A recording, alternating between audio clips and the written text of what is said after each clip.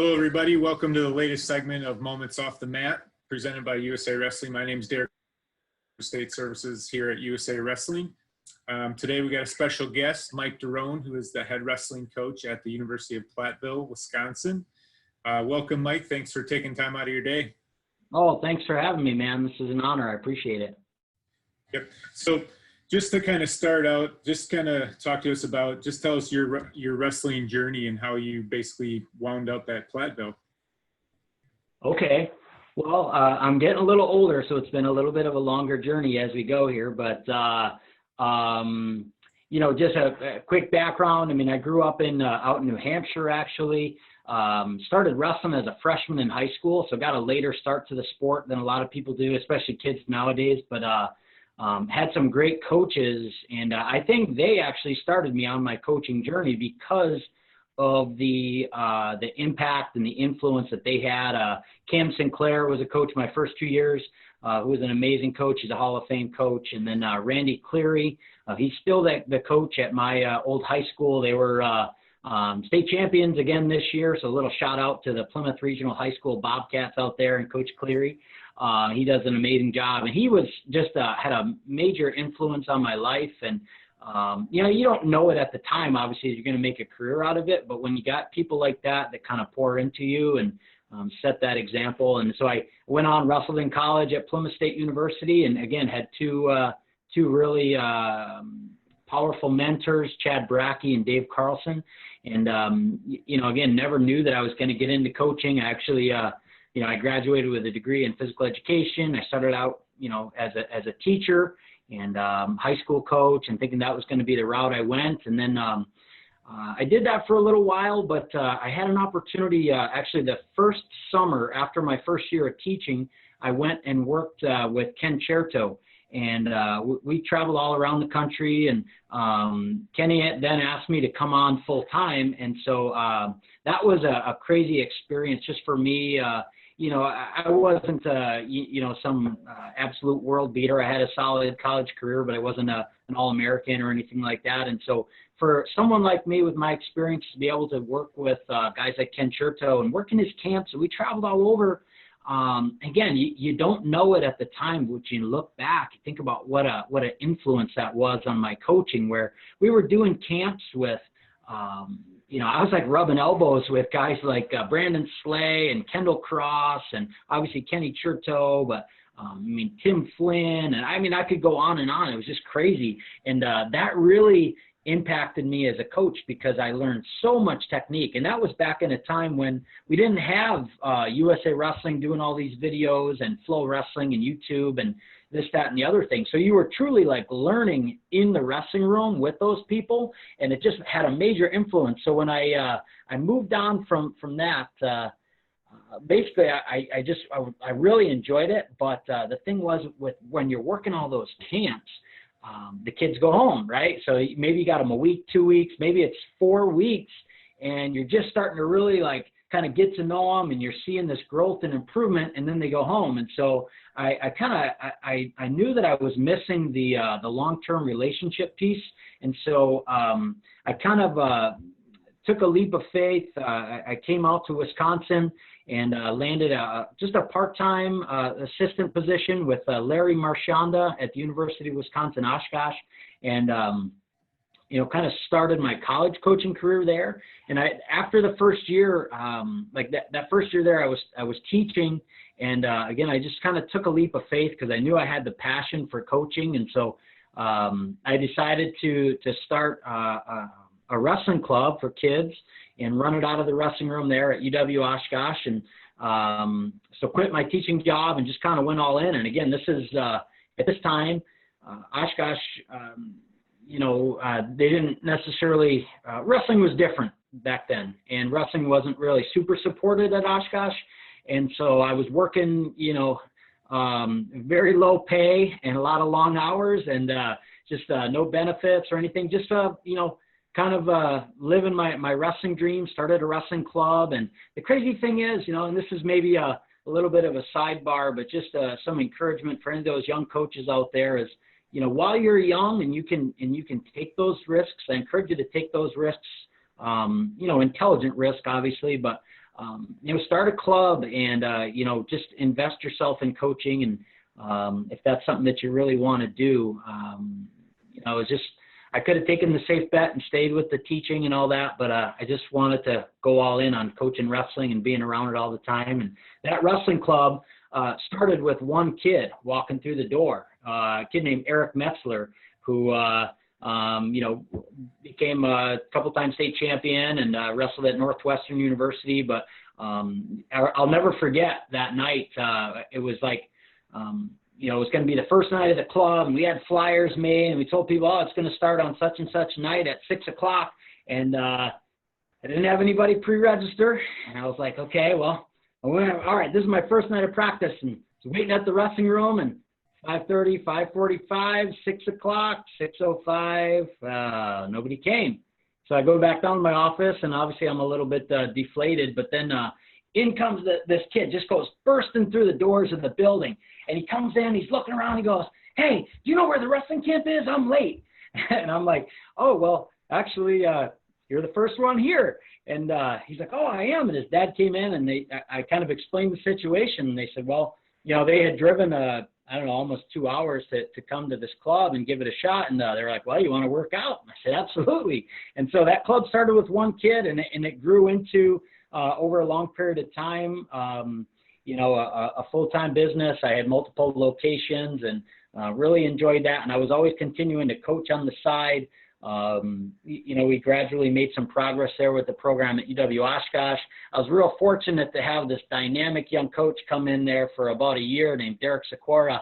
He coached with me, so that was fantastic. Some great memories that we had there as we were kind of plugging along and making a lot of mistakes, I think, as we went. And I kind of grew out of that a little bit, moved to where I was improving the program a little bit, and they were supporting the program a little bit better.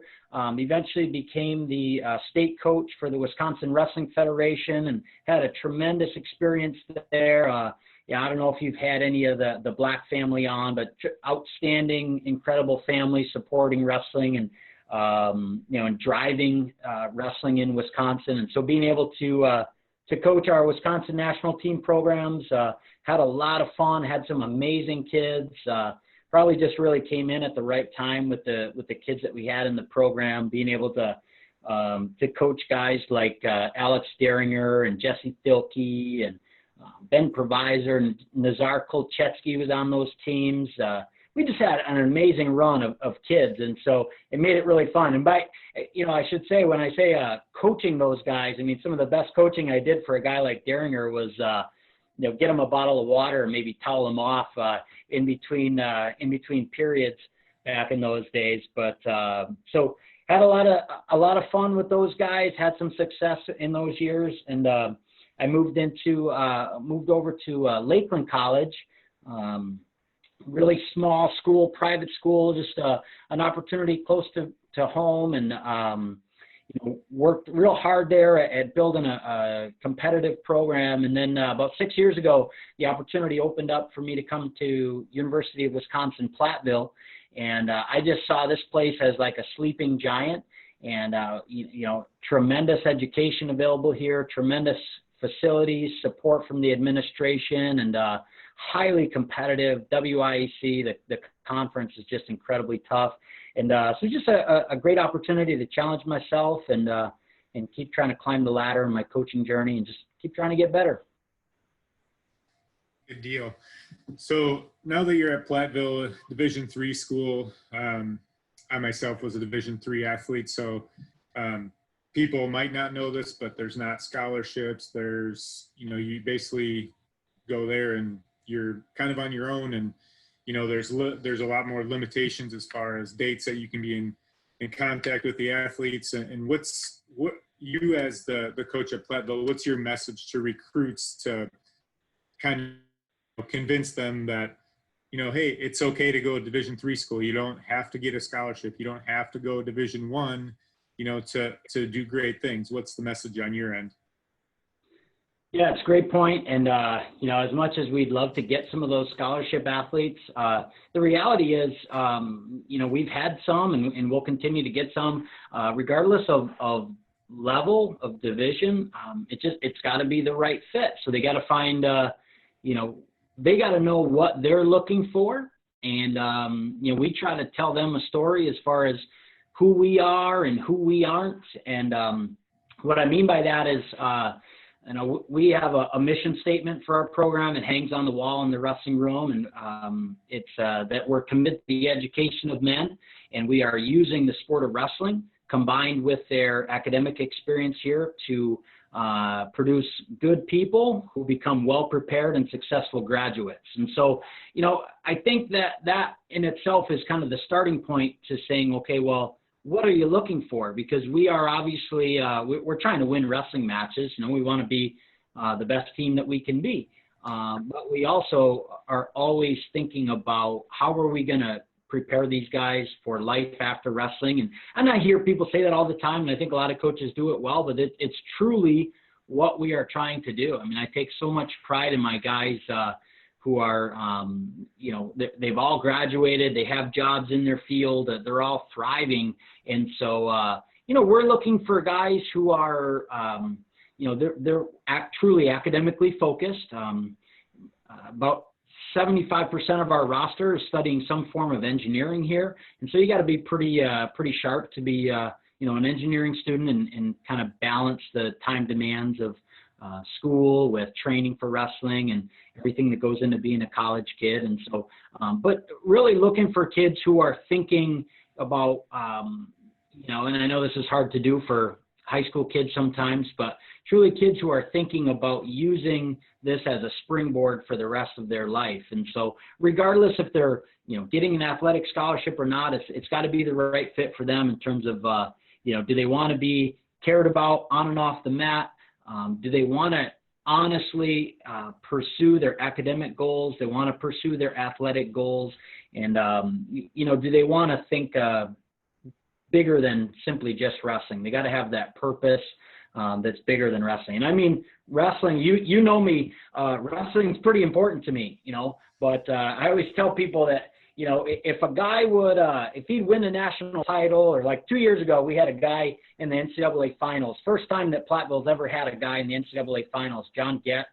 Kind of cool. He had wrestled in my club when he was a kid, so I've known him and his family for years. I would say, like, if a guy like John Getz would wrestle in the NCAA championship match and, he say is having a hard time graduating, or maybe he graduates, but, his GPA is poor and he doesn't have a lot of internships and experiences. And if he's having a hard time, finding a job, or he has to move back in with his parents afterwards or whatever, like, I tell guys, like, I feel like I would be failing them as their coach, because I believe so much in that we can, learn so much from this sport and use it to prepare us for success in life. So those are the kind of kids that we're looking for, is people who truly want to be prepared for the rest of their lives. And, and I can confidently say that looking over these past 6 years with the success of our graduates, I think we're doing that. So kind of carrying over with the D3 stuff and right, like you at Platteville and kind of when you were at Oshkosh, but your current position, you're the head wrestling coach, but you also have some other roles at the university to kind of become, full-time wrestling coach. Just talk about those a little bit. Yeah, that's a unique thing I think about Division III. Although it is changing, it's interesting. You're seeing the Division III is as good as it's ever been. It's only getting better. More and more schools are just really operating similar to a D2 or D1 model, especially in this conference where a lot of the head coaches are simply full-time wrestling coach. For me, I'm also a assistant strength and conditioning coach. I'm a certified strength and conditioning specialist. So I work with other athletes in the weight room. It changes from year to year. In my 6 years here, I've obviously I'm training the wrestling team as far as strength and conditioning goes, but I've worked with men's soccer, women's soccer, women's volleyball, working with some long jumpers and high jumpers this past year. And that's just really a cool experience, because you get to see like where we're all kind of alike as athletes, as far as just, those kids are as motivated and driven trying to get better as we are. I think sometimes as wrestlers too, we think like, oh yeah, we're wrestlers and we outwork everybody and we do things the hard way. And as I found, man, you get a lot of driven people. It's really fun working with other motivated athletes. And I think sometimes we'll intermix, maybe there's a crossover. Wrestlers are leaving the weight room, women's soccer's coming in or whatever. And they can start to see the carryover. Like these other athletes they're just as motivated, just as driven. And I think it increases the level of respect that, or maybe respect isn't a good word, but maybe just an awareness of the hard work and the dedication that all athletes are doing. And so it's a good thing for me to kind of see that. And it's a good thing for my student athletes to see that.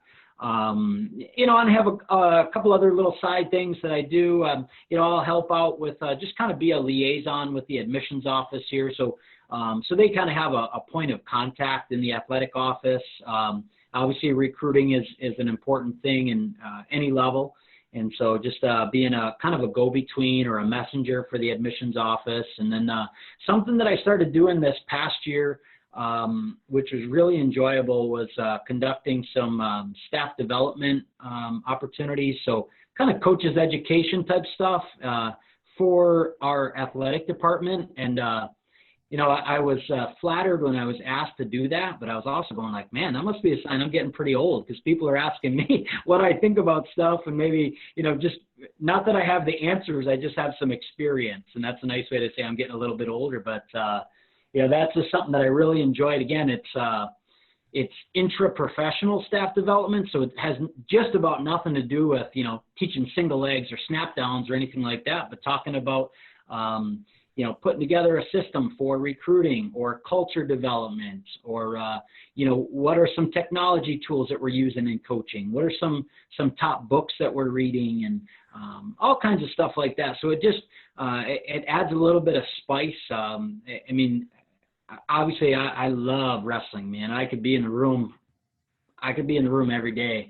Back when we were coaching our national teams, you guys probably, anybody that's watching be like, oh, that guy was in the wrestling room literally all day running practice to back-to-back practices. I love wrestling, but having the opportunity to interact with other student athletes and other coaches on our staff, it's very rewarding to be able to help them. And it also helps me to continue to learn and grow, because I certainly don't have the answers, and I'm always trying to get better. So it's a good opportunity to learn from those coaches too. Awesome. And you kind of talked about this a little bit, but, talk about within your program, how you're, I've coached with you, like you said, I've been a part of your programs and know you very well, but talk about a little bit about how you make champions on and off the mat within your program, and maybe in your other roles. You talk to, have you a lot of contact with other athletes and in the, messages you send to them. Yeah, that's a great question, and it's we probably don't have all the time to get into everything that we do, but I just think it starts with, number one, it goes back to that having a mission and a vision and some core values for your program. That was something I created my first year here. Really wanted to take a long-term approach, and seeing how much support we were getting from the administration, I just thought, let's put that together. So I think that's the first part in setting the expectation is, who are we? Who do we want to be? That type of stuff. And so, every program is going to be different, but I think that having some of those core values that are going to transcend the wrestling mat, things like our core values are passion, integrity, new, effort, enjoy, recruit and retain, and then succeed. And that just kind of happens to spell out pioneers, so it's kind of convenient like that. But those kind of traits are what we look for in the people that we bring into our program. And we don't keep everyone that wants to be part of our program, because it's not going to be a fit for everybody like that. But I think being a mission-driven program, it kind of sets that expectation. Sometimes it's consciously and sometimes it's subconsciously, where you have to get those wheels in motion in their head to think about succeeding in life. and being intentional about talking about those things, and holding them accountable for things that are going to lead to them being successful on the wrestling mat, but also after their wrestling career is over. So building those champions, it's a huge process, and it's every day. It's your interactions. It's the language that you use. And also what types of things do you encourage out of your student athletes? I know for us here, we have all of our guys, they all graduate and they all have a job in their field, but it also starts with, we have a huge career fair twice a year on campus here. And so we not only encourage, we expect our guys to go to the career fair, put a shirt and tie on, put their resume together. I mean, just a week ago, I was pushing out a message to our guys about contacting one of our employees in the Career and Professional Development Services office on campus to review a resume. And we're all in shutdown mode, so it's like, hey, this is a great time for you to get better. That's one of those areas that's going to prepare you for life. And so I think it's those little things, holding them to a certain standard, but, and I also want them to hold me to a certain standard. It's kind of like we have some like team member agreements, but just being a positive representation of the sport of wrestling, but pioneer wrestling on and off the mat, in your classes, when you're out in public, on social media, all those things. And I think organically, if you run a program like that has some standards and some kind of character development type stuff built into it, then the end result will be that you do produce champions in life. And of course, the number one thing is making sure guys know that they're cared about as a person first and a wrestler second. There's nobody that I try to recruit that I say, like, you're not here to you're not some thoroughbred that's here to like win wrestling matches only, and I only like you if you win wrestling matches, and I don't like you if you don't win. It's like, if you're part of our team, we care about you and we want to see you do well. Of course, we want to see you win wrestling matches. We're competing. We compete. We put our foot on the line. We try to win, but ultimately it's about who you become in that process. And so it's just kind of like that stuff, man, is, to me, it's every day and everything that we do, and how we speak, how we act, how we encourage them to act, how we encourage them to speak, and those activities that they do on and off the mat to be just a really, like I said, it comes back to our mission to be a well-prepared and successful person. So you kind of talked about it previously, and you mentioned, hey, if you're a younger coach out there, take some risks. But as you've progressed through your life, you're married now, you got a kid, I think just one, right? Yeah, two. Two kids. Okay. Sorry about that. So maybe some more advice kind of on the other side, of balancing as you've developed through and become a family guy, right? With your two kids and your wife, and what's that balance look like for you? Yeah, that's a great question. That's something I should say that too. I'm a big 2-on-1 guy. So I tried talking to my wife, let's just stick with the one, but she wanted to. So now I'm more of a double underhooks kind of guy with the two kids, carrying them both around. But really, really blessed. Super supportive wife, super supportive kid. So I think just trying to be a good, a good coach recruits off the mat too, and tries to find the right partner that is going to support them and encourage them. And so I signed a blue chipper there, I think. But so I think that's the first part, is making sure that when you do make that decision to settle down long term, that you have somebody that is going to be behind you, and probably making sure that you're intentional about having those hard conversations about the time commitment that goes into wrestling. And fortunately for me, my wife was a college athlete, and so she understands the time commitment. But also it's incredible how much support that she provides to us supporting our guys. She's probably the loudest person in the gym, honestly. You can ask our guys that. She's a very energetic fan. My kids are running around the meets. They come to practice and stuff. So that's part of the balance right there is, it's not going to work that well if your family isn't at the meets, right? And your family coming into practice and stuff. So keep that wrestling room open for the kids to come in. I mean, I get everyone's to each his own, but for me, it means so much to me to have my family there, and they're not at every practice or anything, but they're always welcome. They come in any practice they want. I think that's an important thing when you're a young coach, though, is don't feel like you got to close off the wrestling room. Let your kids be in there and let them see you interact with your student athletes. But on the flip side of that too, let your student athletes see you in a different light, that you're a dad and, especially I've got 2 daughters. So if you're a dad of daughters and how special they are and how much you love them, and it lets your athletes, you could be, putting them in a tight front headlock 1 second, and then the time goes off, and then you go over to the corner and you give your kids a hug or whatever. I mean, it just gives a different experience there. But, I just think it's important that you be intentional about it. I've made a lot of mistakes over the years, and I just think, being intentional, making sure you're being mindful of thinking about your family. I haven't always been the best at that, and so I just try to make sure that I'm thinking about them, always kind of running decisions through that filter, I think is a big part of it, so that because balance isn't just going to happen. I almost think sometimes too, depending on the time of the year, that balance isn't the best word, because it's never going to be evenly balanced. It's going to be more of probably along a spectrum of things, because different times, you're going to be a little bit busier with work, whatever profession you're in.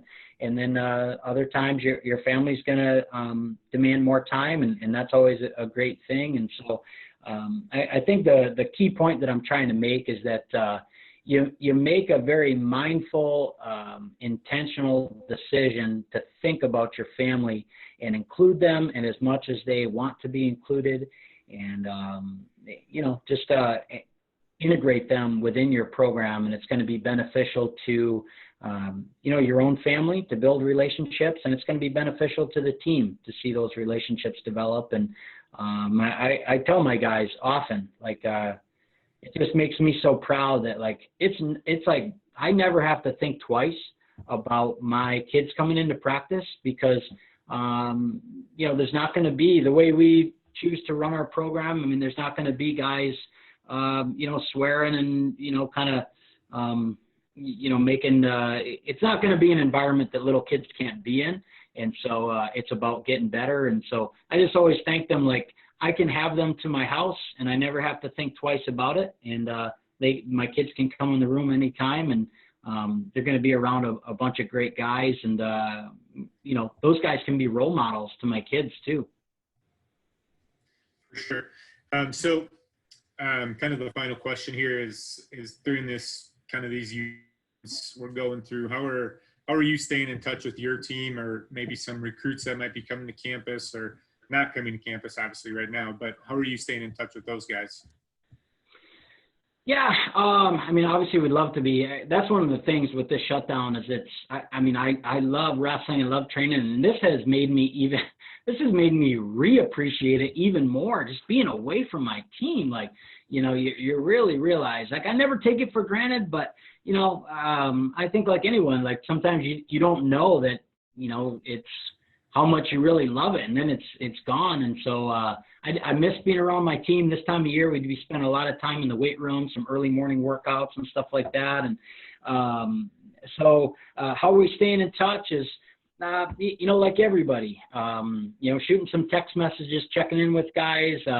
We have kind of a open Zoom call, almost like an office hour, I would have, as a college coach. You have kind of open door policy all the time, but I set up a couple days a week where guys can just kind of drop in on a Zoom call, and if You know, sometimes it's 3 guys, sometimes it's 5 guys, whatever. It's just different times where guys can, just like they would like pop into the office if we were on campus.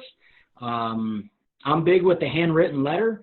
And so just sending each of my guys a letter, letting them know that, you know, that I miss them and how much I appreciate them being part of my team. You know, we're texting, and of course we're doing the stuff with social media and all that stuff. But man, it really, like I said, makes me reappreciate my team and the group of guys that we have here, and just I can't wait to get back training with them, and I just want to hand fight somebody, really. Yep, I can see that. I know you pretty well, and you know, through the years, I know how passionate you are about the sport of wrestling and helping kids. So, well, that's Mike. That's all the questions I have for you today on this segment. I just want to say thank you for being on Moments Off the Mat, and best of luck to you and your team moving forward. Thank you so much. I really appreciate you having me.